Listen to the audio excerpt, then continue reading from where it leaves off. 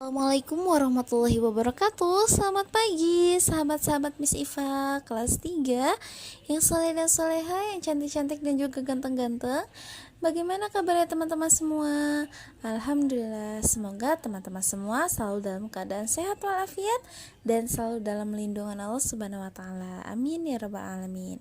Ya, baik teman-teman, hari ini kita akan belajar tematik muatan pelajaran bahasa Indonesia. Bagaimana teman-teman, sudah siap dan semangat? Alhamdulillah. Teman-teman, saksikan video penjelasan berikut ini ya. Pembelajaran tematik. Kali ini teman-teman, kita akan membahas tentang unsur yang ada pada dongeng. Nah, sebelum itu, yuk kita sama-sama berdoa dulu. Berdoa dimulai. A'udzu billahi minasyaitonir rajim. Bismillahirrahmanirrahim. Rabbi jidni ilman warzuqni fahman waj'alni minas sholihin. Amin. Teman-teman, pernahkah orang tua teman-teman menceritakan dongeng terutama saat akan tidur? Nah, atau siapa yang di sini suka membaca buku tentang dongeng?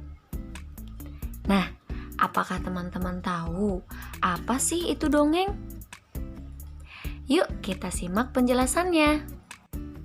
Dongeng adalah bentuk sastra lama yang bercerita tentang kejadian luar biasa dan bersifat fiksi atau tidak nyata dan hayalan atau tidak benar-benar terjadi.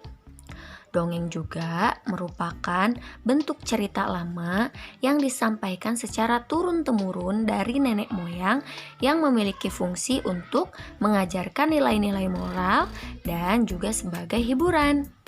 Nah, teman-teman, jadi dari pengertian di atas, kita bisa mengambil poin penting bahwa dongeng itu merupakan salah satu karya sastra yang menceritakan suatu hal yang fiktif untuk diambil pelajaran dan sebagai hiburan bagi masyarakat.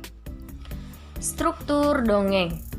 Sebuah dongeng dibangun oleh 3 bagian penting, yaitu pendahuluan, isi atau peristiwa, dan penutup. Yang dimaksud dengan pendahuluan yaitu berisi kalimat pengantar untuk memulai dongeng. Seperti contoh, pada zaman dahulu kala bla bla bla bla, atau Alkisah di suatu negeri bla bla bla bla. Nah, yang kedua yaitu isi atau peristiwa. Bagian penting dari dongeng yang isinya mengenai urutan kejadian dari suatu peristiwa. Nah, dan yang terakhir yaitu penutup, bagian akhir dari cerita yang dibuat untuk mengakhiri cerita. Seperti contoh, akhirnya mereka bisa bersama selamanya. Ciri-ciri dongeng. Nah, ada beberapa ciri dongeng, yaitu seperti 1. Diceritakan dengan alur yang sederhana. Yang kedua, alur cerita singkat dan cepat.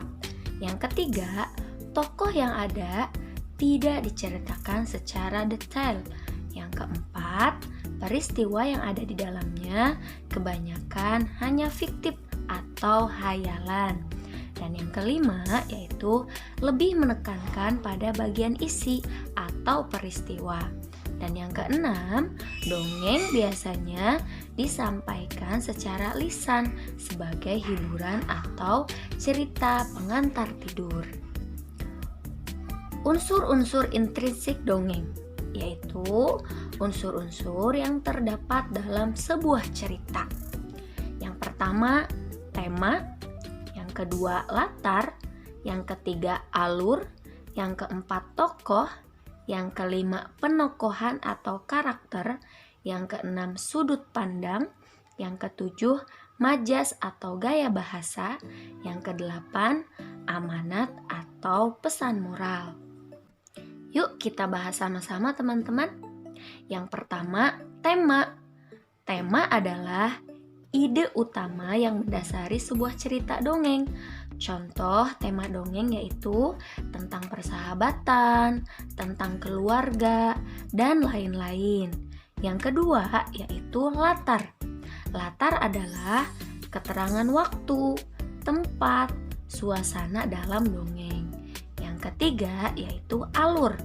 Alur adalah urutan peristiwa atau jalannya cerita dongeng. Yang keempat, tokoh.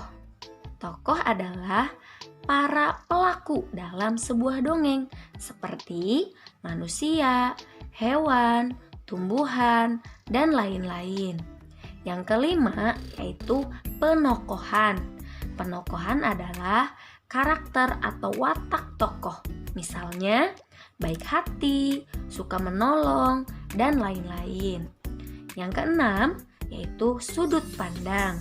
Sudut pandang adalah cara pengarang menempatkan dirinya dalam sebuah cerita.